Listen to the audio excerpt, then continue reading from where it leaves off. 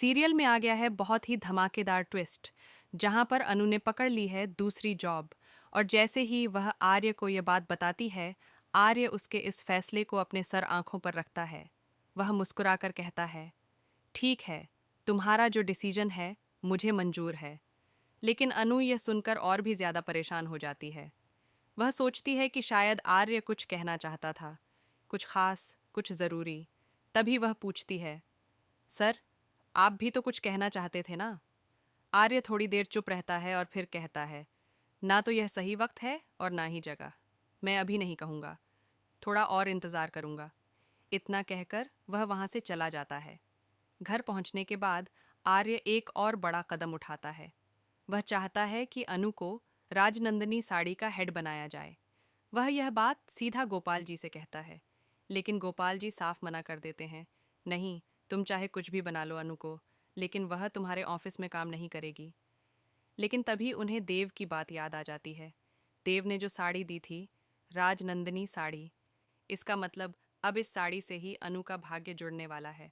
इसीलिए वह मन में बदलाव लाते हैं और फैसला करते हैं कि अनु को ऑफिस में जाने देंगे। अनु इस सब के बीच बहुत परेशान है। रात को जब वह सोती है, उसे फिर से वही अजीब सपने आने लगते हैं। वह घबरा जाती है। उसके हाथ में वही जैसमीन का फूल होता है जो जीव जानी माता ने दिया था। जैसे ही वह उठती है, उसकी माँ वह फूल दिखाती है। देख अनु, यही फूल था ना? अनु कहती है, माँ, हाँ, सपने में भी यही फूल था। यह सुनते ही पुष्पा जी और गोपाल जी दोनों चिंता में पड़ जाते हैं।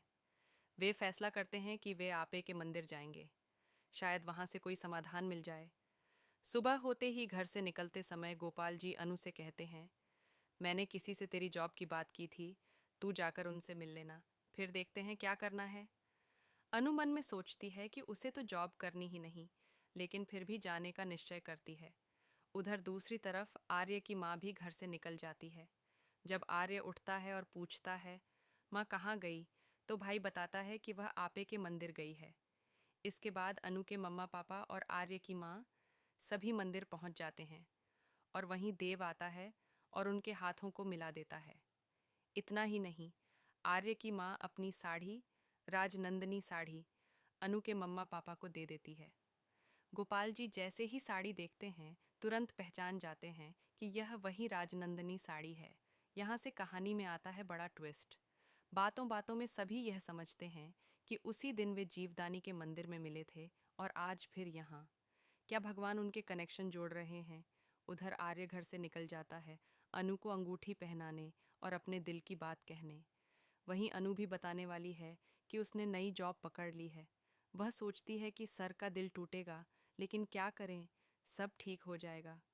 अब असली मज़ा तो आने वाला है, क्योंकि एक तरफ राजनंदिनी साड़ी की वजह से अनु फिर से आर्य के ऑफिस में लौटने वाली है, और दूसरी तरफ आर्य उसे प्रपोज करने वाला है। क्या आर्य और अनु की राहें अब सच में एक होने वाली हैं? क्या जल्द ही इनकी शादी की बातें होंगी? आपको क्या लगता है? कमेंट करके ज़रूर बताएं। और ऐसी ही खबरों से जुड़े रहने के लिए चैनल को सब्सक्राइब कर लें। अगर चाहें तो मैं इसे YouTube वॉइस ओवर स्टाइल और भी ज़्यादा सिनेमैटिक या थोड़ा छोटा लंबा भी कर सकता हूँ।